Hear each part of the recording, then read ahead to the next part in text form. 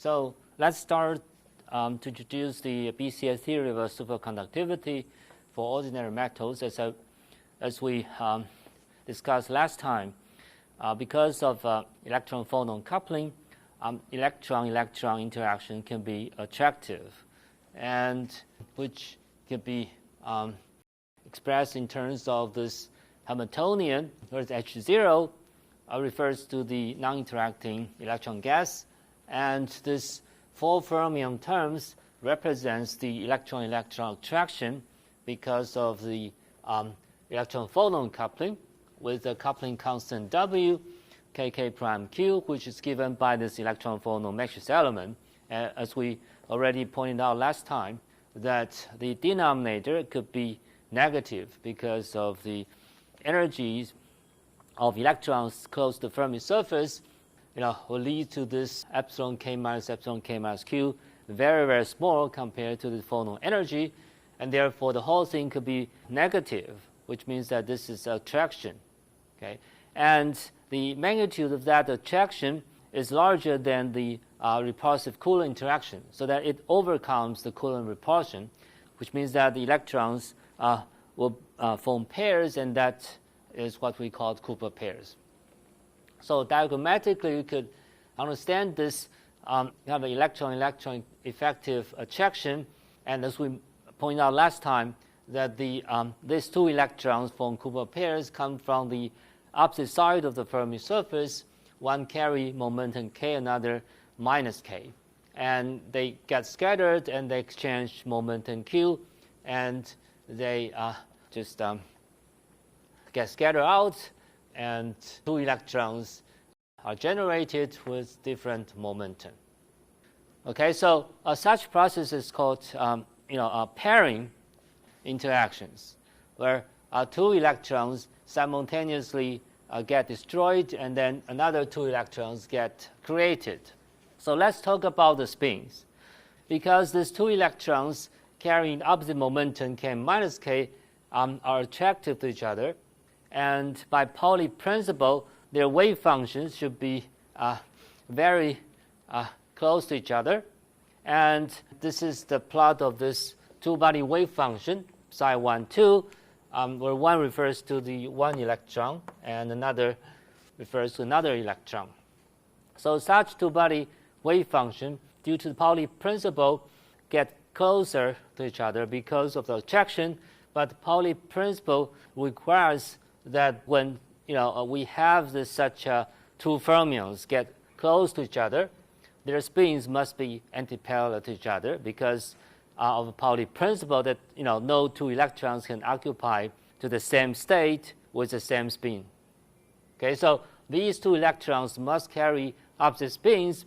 By contrast, if we have these 2 electrons that could actually far apart from each other, and their spins could be parallel to each other. So that's also consistent with Pauli principle. So since the Cooper pair electrons are attractive, so their spins must be antiparallel to lower the energy. And that's the origin of this spin singlet Cooper pair, where the 2 electrons carry opposite spin and momentum across the Fermi surface. So that's the complete picture of the Cooper pairs, and therefore we could rewrite this 4 fermion terms by expanding their spins indices because of this antiparallel of these 2 electrons in a Cooper pair. So we could sum over spins S prime in such a way that they form Cooper pairs with the opposite spins. So we could effectively rewrite this 4 fermion terms as this factor of 2 times C dagger k prime, C dagger minus k prime, C minus k, and Ck, where this Ck refers to shorthand notation for this Ck with the spin up, and C minus k is defined as C minus k spin down. So combined the free electron part kinetic energy H0 and the attraction between 2 electrons by this electron-phonon coupling, the BCS Hamiltonian is given by this line, where VKK prime is actually the minus sum of this electron-photon mediated interactions between electrons plus the repulsive Coulomb interactions. And so this thing is positive, so that there's a overall minus sign here, indicating that this is attraction. Okay, so the BCS, Badin, Schrieffer, and Cooper made the further assumption to solve this mean field BCS Hamiltonian, and their assumption was that this matrix element interaction strength VKK prime is assumed to be constant within a range of this energy plus minus h bar omega d relative to the Fermi level. Okay, so h bar omega d refers to the Debye energy. Remember that. So in other words, so this is your Fermi surface, and within the range of plus minus h bar omega d, we get Cooper pairs. So this is h bar omega d, and this is also h bar omega d, and this is your kf. So within the range of plus minus h bar omega d, electrons can form Cooper pairs. So with a constant interaction strength, which we call this square of the V effective. So now let's just plug in this BCS assumption back to the BCS Hamiltonian. We get this line here, okay, this equation, okay, where I simply just expand this spin indices, and we have this attraction between two electrons, okay, and you can see that there is a tendency to form Cooper pairs where two electrons are created with opposite spin and momentum, and another two electrons are destroyed with the same configurations. So the BCS further made approximations. We could, since this is a 4 fermion terms, it's really difficult to solve this exactly. So the BCS made mean field approximations. So by approximating the 4 fermion term in terms of the quadratic operator times a mean field, a classic, this C number, expression value of the C dagger, and plus C dagger times the expression value of a CC. Okay, so this C dagger expression value, or CC expression value, are so-called mean field variables, and we consider this as just a number. Okay, so the 4 fermion terms now are decoupled into 2 terms, and each term carries just 2 operators times another number, which is a mean field value of this pairing strength. And we could rewrite this BCS Hamiltonian in terms of the mean field, and we define this mean field order parameter delta to be V effective squared times sum over K, this expression value of a C minus K down and CK up. And so we could, take advantage of such a mean field order parameter. So this is called BCS gap, or mean field order parameter. So we plug in this BCS mean field order parameter back to this mean field Hamiltonian.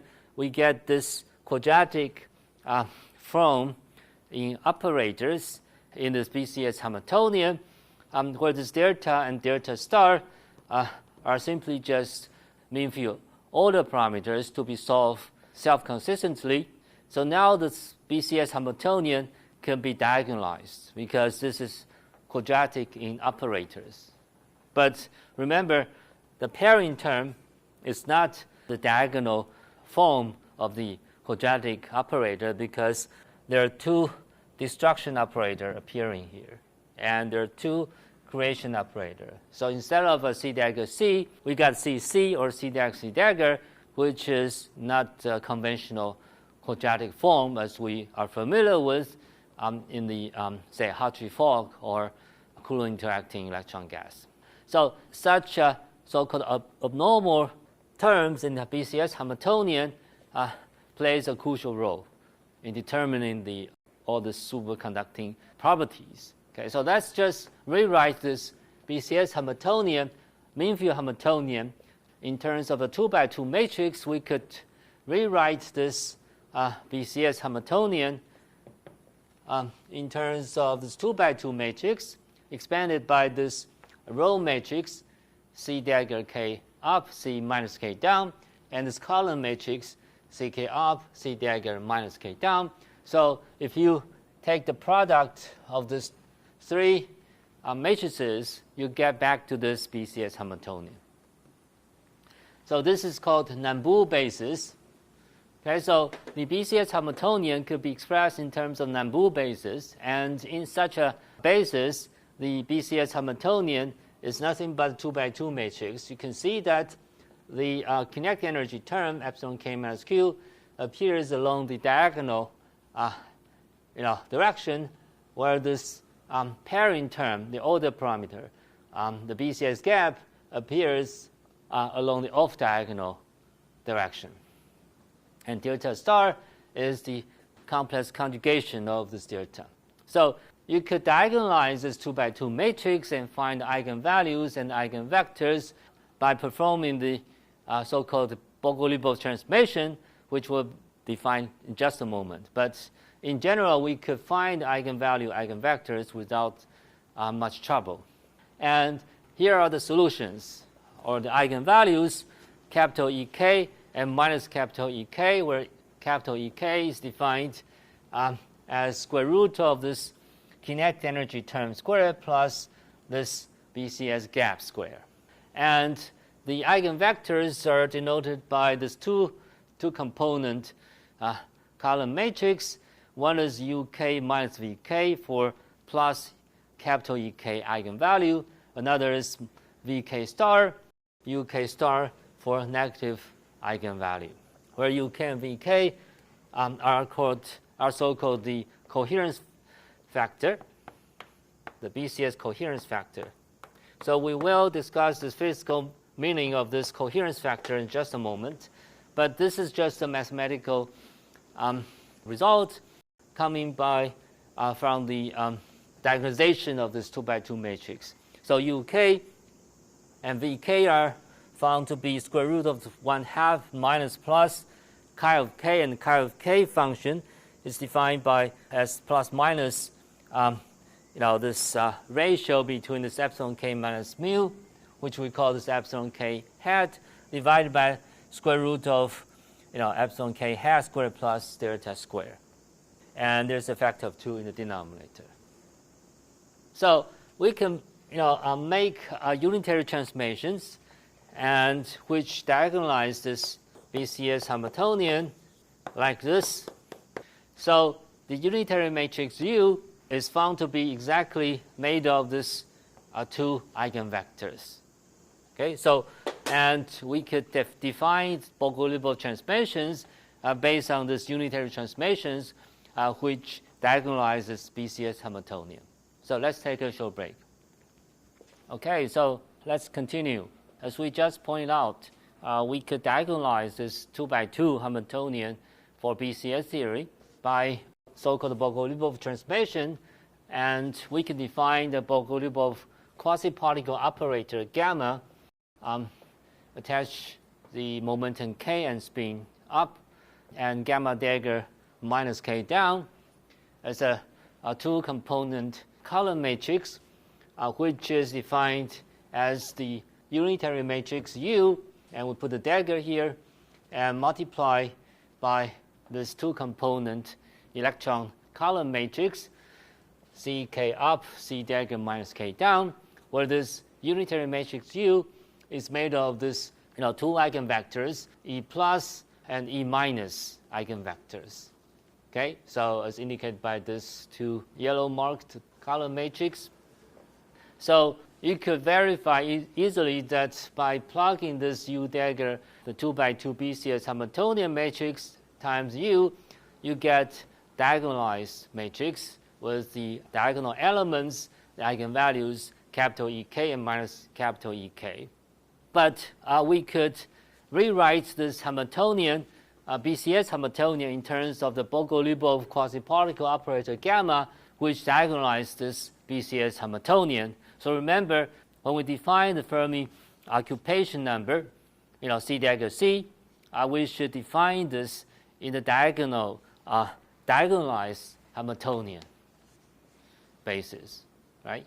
So in this BCS case, since the Hamiltonian is made of non-diagonal terms, C dagger or CC, therefore C dagger C is no longer our fermion occupation number operator. Remember that.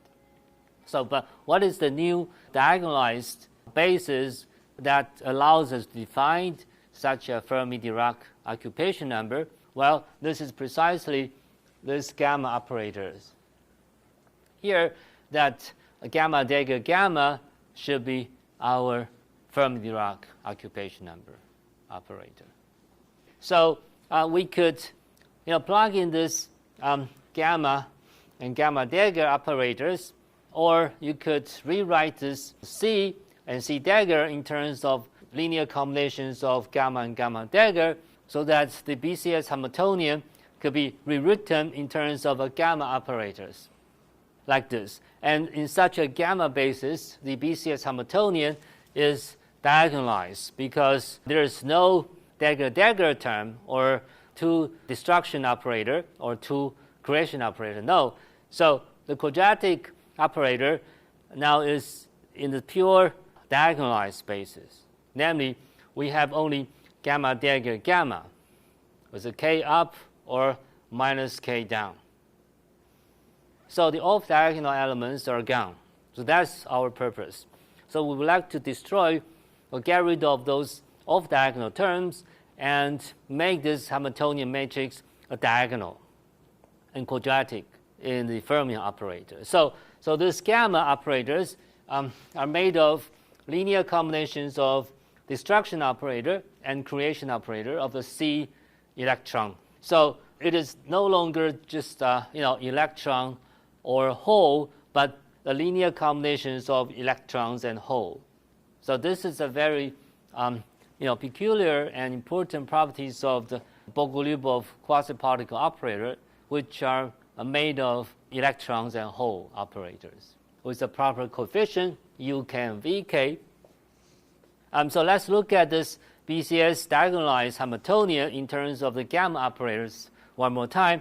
So you can see that the prefactor capital EK of the gamma dagger gamma term now serves as the quasi-particle excitation energy, because we know that this is the number of gamma operators, right, or gamma fermions, and the energy that multiplies this gamma dagger gamma should be the quasi-particle excitation energy per gamma operator, right, per gamma particle.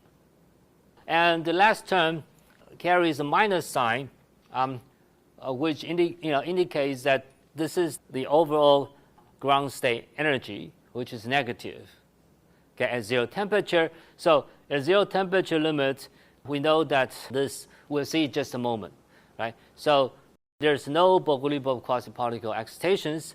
So the first two terms are gone, and at zero temperature ground state, we have just a negative total energy, okay, which stabilize the BCS ground state, because this is a much lower energy than the normal state from liquid ground state. But the gamma operators are still fermion operators because they are made of linear combinations of C and C dagger, but both C and C dagger are fermion operators, and U and VK are nothing but just factors, numbers. So the gamma operators are still fermion operators. They should satisfy these fermion anti-commutation rules. Okay, so here's the homework. Please prove that the gamma operators satisfy these anti-commutation rules for fermion operators, like this. So exactly the same anti-commutation rules for electrons. So you could very easily just plug in this gamma in terms of C and C dagger combinations with a proper coefficient U and V, and you know what this U and V's are, so you should be able to prove that gamma operators are still satisfying this fermion anti-commutation rules. So let's just look at the BCS ground state in more details. As I mentioned, the BCS ground state is a vacuum for these gamma particles because it is just free of such gamma particles. And the excitations above the BCS ground states are made of the Bogoliubov quasi-particle gamma, as we will see just a moment, that at finite temperatures, this gamma delta gamma takes this finite excitation value because they satisfy this Fermi-Dirac distribution, so that there is some contributions to the BCS energy from the first term, which takes the whole system to the excited states.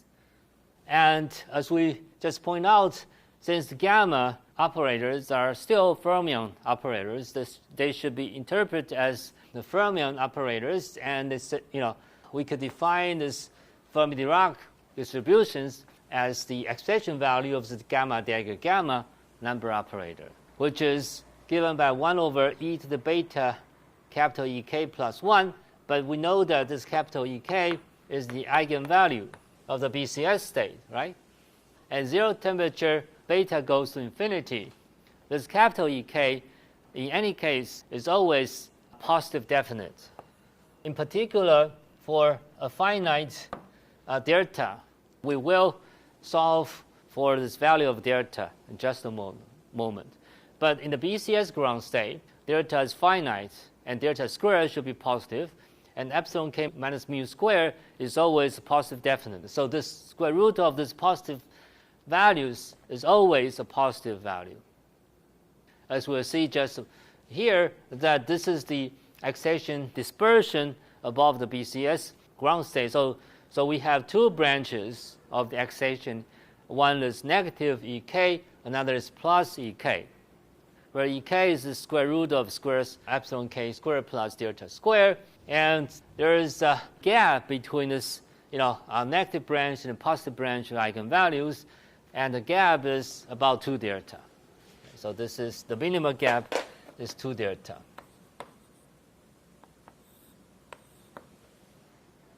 So at ground state, all the states in the negative branch are filled, completely filled, and all the states in the positive branch are completely empty.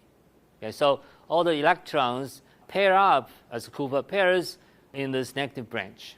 So leaving behind energy gap, which we call this BCS gap, 2 delta below this excited states. So this gap protects this BCS superconducting state from the thermal excitations. So at finite temperature, this Fermi-Dirac distribution is made of this gamma delta gamma number operators, and as we just saw over here, that this eigenenergy capital E is always positive. So when temperature is 0, beta goes to infinity, this e to the beta times positive value is infinity. So infinity plus 1 is also infinity, so this term vanishes, the 0 temperature limit.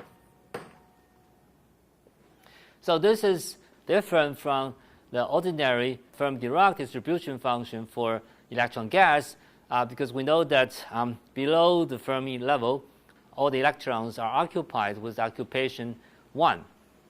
But here, at 0 temperature, the Fermi-Dirac distribution function for the Bogoliubov quasi-particle number operators vanishes.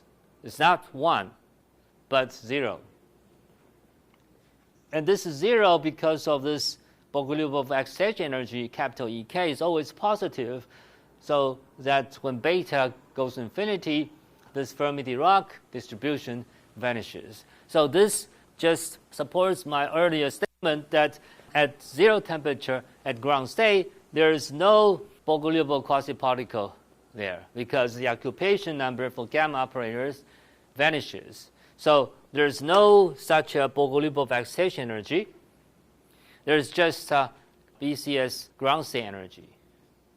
But at finite temperatures, this Fermi functions is finite, so we have some probability that some electrons from Cooper pairs originally will be broken by the thermal excitations, and therefore allows some excitations from the the bottom band to the top band. Okay, so that is when temperature is finite. So we can now try to solve for this BCS gap order parameter delta self-consistently. Remember, the definition of the BCS gap is this V effective square times the expression value of this CC with opposite momentum, opposite spin, and we could rewrite this CC in expression value in terms of gammas. And then we could take advantage of this Fermi-Dirac distribution made of gamma operators like this, or this 1 minus Fermi function, Ek, for this gamma minus k down, gamma dagger minus k down. And you could plug in this Bogoliubov transformation and then simplify this. You get this Uk and Vk star as a prefactor times 1 minus 2 Fermi function of Ek. So as we'll see later, that this Uk and Vk coefficients are called BCS coherence factor, which is the prefactor in front of this particle operator or a hole-like operator here. Okay, so Vk coefficient refers to the particle or electron-like coefficient because it is a prefactor in front of the C dagger, which is an electron creation operator, and the electron destruction operator is like a hole-like operator. Therefore, Uk refers to the hole-like coefficient. So electron-like coefficient, the V square becomes 1 when momentum is actually much less than this Fermi momentum, whereas this Uk square approaching 1 when k is much larger than kf. So called, this is hole-like coefficient, and the Vk is called electron-like coefficient. But in the middle of the momentum, where this momentum is very close to Fermi momentum, both Vk and Uk are not their saturation value 1, but there is a mixture of Vk and Uk here to make the Bogoliubov quasi-particle operator. So in some sense, when k is much less than Fermi momentum, Vk approaches 1, so Uk approaches 0. So this Bogoliubov operator is made primarily from the electron operator or particle-like operator, whereas momentum k is much larger than kf. Uk approaches 1 and Vk approaches 0, and Bogoliubov quasi-particle operator is made of mostly the hole-like or electron destruction operator. So, and that's the diagram that is linked to the Bogoliubov transformation. But you can see that close to this Fermi momentum, there is almost equal probability or amplitude for the Bogoliubov operator that is made of electron and hole. Okay, so exactly at Fermi level, you get half of the Bogoliubov quasi-particle made of a hole-like operator, and half is made of electron operator. So it's the linear combinations of electron and hole. Let's just try to solve the BCS gap equation at t equals 0. As I mentioned, at t equals 0, this Fermi-Dirac distribution of a Bogoliubov quasi-particle number operator vanishes. So you get just 1 here, and Uk times Vk star times V effective square. So we could just rewrite this gap equation at t equals 0 in this fashion, where this Vkk prime is defined as V here, which is the same as V effective square. And we can take advantage of the BCS assumption that the gap is independent of momentum, which is a constant between plus minus h bar omega d. Remember that. And we could change variables from this sum over momentum k prime to integration over this energy epsilon relative to the Fermi energy. And we could just take this prefactor density of states out of this integral, and this integral ranges from minus h bar omega d to plus h bar omega d across the Fermi level, as we already pointed out that within the window of plus minus h bar omega d relative to the Fermi level, we have this Cooper pair. And this energy denominator, which is square root of epsilon hat squared plus delta squared.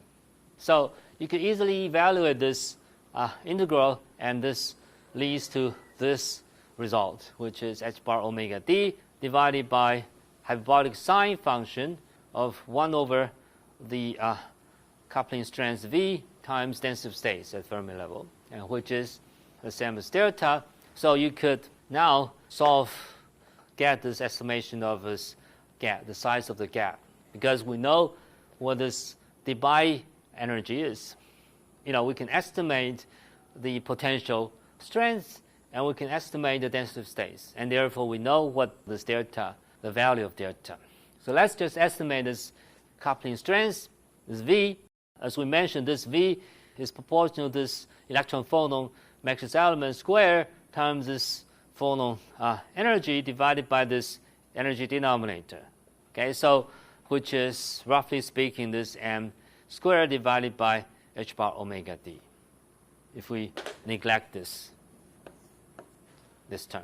And the density of states at the Fermi level is proportional to the number of electrons divided by the Fermi energy. And the matrix element corresponding to electron phonon coupling strength is proportional to this value, and we could check from this our reference that this is proportional to this electron mass times the Fermi energy divided by this ion mass times the Debye energy times the electron number times this electron phonon matrix element square.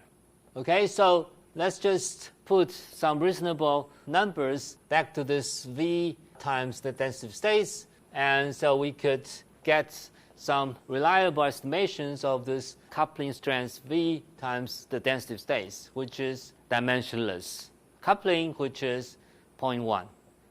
All right, so you simply just plug in the electron mass and ion mass, the number of electrons, and the electron phonon coupling strength, and the Debye energy. Okay, so which indicates that this is a weak coupling system, because the electron phonon mediated electron-electron attraction is actually very weak. The dimensionless coupling constant is just 0.1, which is much less than 1, and this BCS gap size is estimated in this weak coupling limit by this 2 times the Debye energy times e to the minus 1 over V times density of states. And if you plug in this V times density of states being 0.1 here, and this gap size is about 1% of the Debye energy, which is about 5 Kelvin. And so it is so-called the low temperature superconductors, because the Tc is just the temperature which we could break this pairing of a Cooper pair. And that temperature is about the gap size, which is about the single digit in Kelvin, and which is in reasonably agreement with all the experimental observations for ordinary superconductors, because ordinary superconductors, Tc is about single digit in Kelvin. Right, so this is a success of the BCS prediction. So let's take a short break. When we come back, we will study the other aspects of the BCS state. Let's finish the calculation of the BCS gap equations. So we solve for the zero temperature BCS gap equation, and let's just discuss when temperature is turned on, we expect that this BCS gap will decrease as you increase temperature until T equals Tc, that the gap completely vanish, so that there's no pairing above Tc. But how this gap closes, we could solve for this temperature-dependent BCS gap equation, and by plugging this, the Fermi functions in the gap equation that we just wrote down. So at finite temperatures, this is the BCS gap equation, and we could simplify this in terms of, the hyperbolic tangent functions, and we plug in this chi of k in the square root, and we get this factor, and this vkk prime is assumed to be a constant prefactor. So as we did before, that we could change variables from this momentum sum to this energy integrations, and there's a density of states at the Fermi level that is factorized out, and also this coupling strength. So we could cancel this gap on both sides of the equation, so that on the left-hand side of the equation you get 1, and the right side equation this integral over hyperbolic tangent function divided by this square root of epsilon squared plus delta square. And we could try to find out what this Tc is. This transition temperature is reached when this gap vanishes. So when that happens, this delta vanishes at Tc, so that this gap equation becomes this integral, a simple integral over the hyperbolic tangent function divided by this epsilon variables, and you integrate over this epsilon from 0 to this Debye energy. And on the left-hand side of the equation is 1 over this v times the density of states. So we could simplify this integral by defining this x variables, which is h bar omega d divided by kbc, and this integral now becomes this hyperbolic tangent function in the integrand, and you use integration by parts. You could derive up to here that this is just this values at upper and lower bound of the integral, and the second term is there because of the integration by parts. And also we could take advantage of the weak coupling limit where this kbtc is much smaller than this Debye energy, so that this upper bound of the integral approaches infinity. So you could simply just check the integration table and you get to this result.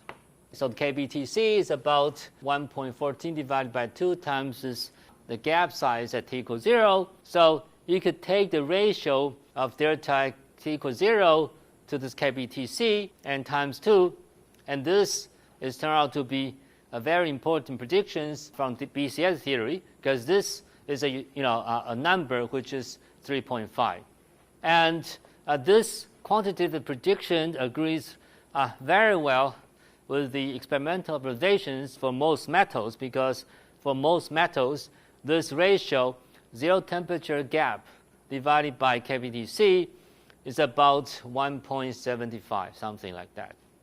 So this ratio in most metals is somewhere between 2 and 5. So this is a very success of a BCS prediction that this ratio is somewhere universal and agrees quantitatively well with the experiments. So let's just discuss the BCS ground state wave function. So we know that these 2 electrons can form Cooper pairs, but what is their wave function like? We know already that at t equals 0, the ground state is in the BCS state, whereas 2 electrons form Cooper pairs, and there is no Bogoliubov quasi-particle gamma operators there. So therefore, we assume that psi 0 is the BCS ground state wave function. Then we cannot destroy this psi 0 by a gamma operator anymore, because there is no gamma k operators in psi 0. And also, if we destroy this Bogoliubov quasi-particle twice, you get 0, because there's you cannot destroy the Cooper pair twice. So from these 2 conditions, you could propose that the psi 0 is just a product of all this gamma k, gamma minus k pairs acting on this ground state, a vacuum, 0. And you can rewrite this in the product of all this pairing operators in terms of C and C dagger, or our more familiar electron operators. You can normalize this, and you get this normalized BCS ground state wave function, which is a product of all this Cooper pair operators, C dagger k, C dagger minus k, with a coefficient Vk and plus Uk, and all these two terms acting on, this vacuum, 0. So it's just a product of all this pairing of electrons with the different coefficients. Of course, this Vk coefficient can be interpreted as the probability amplitude to form electron Cooper pairs like this, because this is the coefficient in front of C dagger with the Cooper pairing, and the Uk is the coefficient in front of no Cooper pairs, right? And therefore, it is interpreted as the probability amplitude not to form a Cooper pair. So, in other words, we have a physical interpretation of this Uk and Vk coefficients as this probability of forming a Cooper pair for Vk or not to form Cooper pair for Uk. And in the real space, you could imagine that there are many, many electrons that are moving around in the lattice, but those electrons are very close to the Fermi level. But in real space, we don't know where they are, but they sort of know each other. Okay, so even though they are away from each other, but they sort of know their momentum is k and minus k, and spin is up and down over there. And so this is one Cooper pair wave function in real space, and this is another one. So you simply just take the product of all Cooper pairs, those Cooper pairs, phi ij. So that will be the BCS ground state wave function. Okay, so let's finally look at this quasi-particle excitations above the superconducting ground state. As we mentioned, all the electrons are paired up in Cooper pairs in the superconducting state. But at finite temperatures, some of these Cooper pairs may be broken by the Bogoliubov quasi-particle operators, gamma dagger. And as you can see here, the minimal energy cost to create such a quasi-particle excitations are 2 delta, because one is below 0, another delta is above 0. So, but you can very clearly see this kind of a 2 delta minimum energy requirement to create Bogoliubov quasi-particle excitations. And this 2 delta comes from that you should break this Cooper pairs. And once you break this Cooper pairs, 2 free electrons are released, and therefore you actually require 2 delta amount of energy to reach such excited states. So you could also see this by computing this particle hole electron hole pair excitations that we already mentioned earlier. So you could imagine that you create an electron hole pair on the BCS ground state, and you can rewrite this C dagger k, C k prime in terms of the gamma k and gamma dagger k. So you'll see very clearly that in order to excite this electron hole pairs in the BCS state, you need to create 2 gammas. Okay, so there involves 2 gamma dagger operators acting on this BCS ground state, and therefore each gamma costs you 1 delta, and therefore the minimum energy requirement is 2 delta. All right, so you could also see this kind of comparison between the excitation energies in the BCS state and also in the normal metal state. The yellow line refers to the this kind of energy in this normal state, and this curved band refers to the BCS excitation energy. So in the normal states close to the Fermi level, the excitation energy is actually continuous, vanishing until you reach this Fermi level, so that you don't need to inject much energy, or the energy requirement to lead to such excitation is actually almost 0. in a normal state. But in the superconducting state, this minima requirement to get the excitation is actually 2 times delta, because you can see that the span is actually, these 2 branches do not touch. Okay, so as you cross this 2 BCS excitation band, the excitation energy that take you from the bottom band to the top band, is at least 2 times delta. Okay, so that's the BCS excitation. So let's finally discuss the density states in the superconducting state. By definition, the density state is inversely proportional to the gradient of your band excitation energy. And in this case, it's capital E as function of momentum K. And you know that's capital E, square root of epsilon square K plus delta square. So you plug in this, and you immediately get this density states in the BCS state is given by this kind of divergence factor when energy is greater than the gap. But when energy is within the gap, and you get no density states. So this is illustrated in this diagram here. The density states is plotted against the energy, and 0 energy refers to the Fermi level. So you can see that within the window plus minus delta relative to the Fermi level, there's no excited states, density states there, because all the electrons are paired up in terms of the Cooper pairs. But once the external energy is over this plus delta, or it's more negative than minus delta, then you have a lot of density states due to the excited states, excitations. But right at this plus minus delta, you get a divergence of your density states, and that is because there are a huge number of quasi-particles are accumulated near this plus minus delta of the external energy.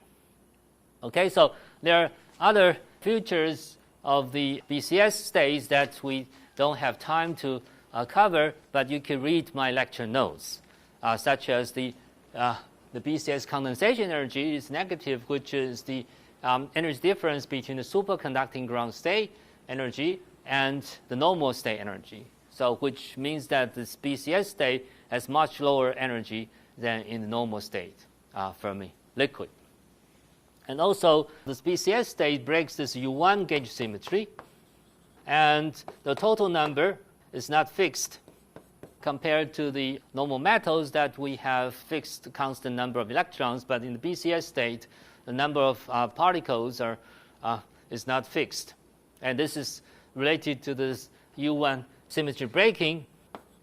But please refer to our textbooks and my lecture notes for this.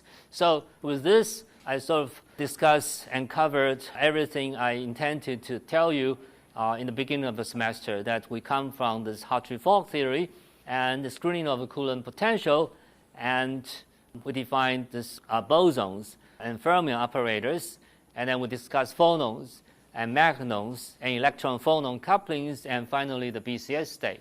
So you get almost the full scope of a solid-state physics in terms of electron creation and destruction operators, or the boson creation and destruction operators. So by now, I hope that you are able to read pretty much all these papers that's during your thesis research. So I hope you learned something useful, and thank you for coming and register this course, and see you around. Bye-bye.